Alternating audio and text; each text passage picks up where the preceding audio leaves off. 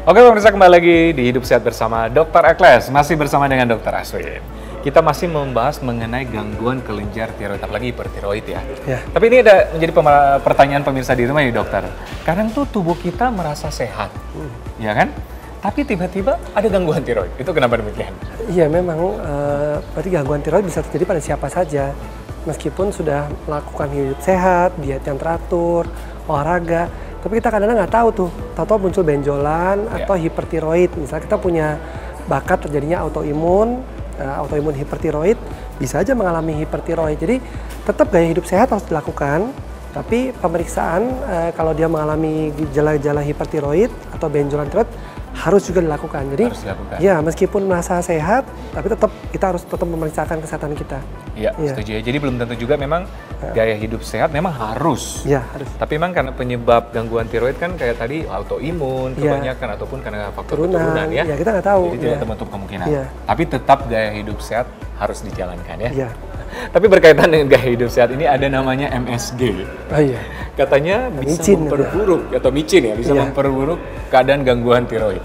Ini fakta atau mitos? Ya betul. Jadi salah satu faktor lingkungan yang eksternal yang bisa mengganggu tiroid kita atau pengobatan tiroid kita itu lebih lama adalah makanan yang kita makan, zat-zat pengawet, zat-zat MSG termasuk di dalamnya, makanan kaleng. Jadi ada banyak faktor eksternal yang juga bisa mengganggu tiroid kita itu.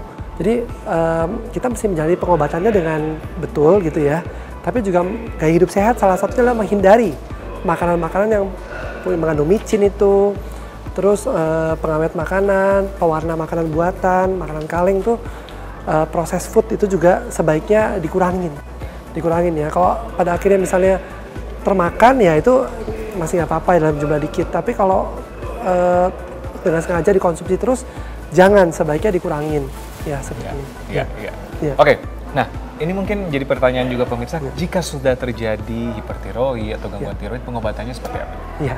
Jadi pengobatan tiroid yang paling utama itu adalah obat anti tiroid.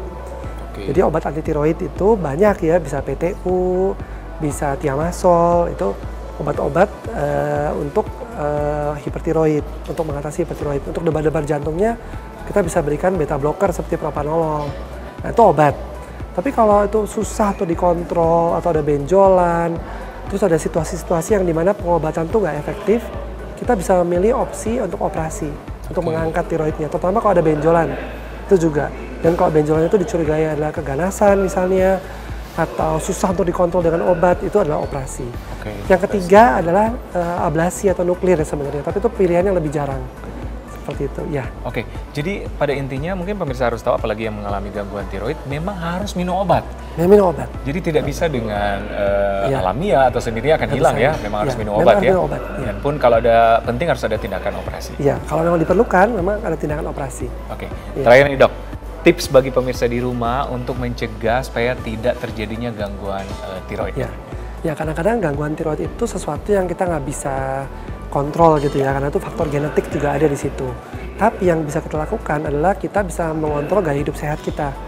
Ya, dengan makan yang bergizi, tidur yang cukup, itu juga penting loh, tidur yang cukup, yang teratur, bisa mengelola dengan baik itu stres. Baik stres fisik maupun mental, itu bisa dikelola dengan baik. Terus makan makanan yang sehat dan seimbang. Itu aja, sama olahraga tentu saja ya.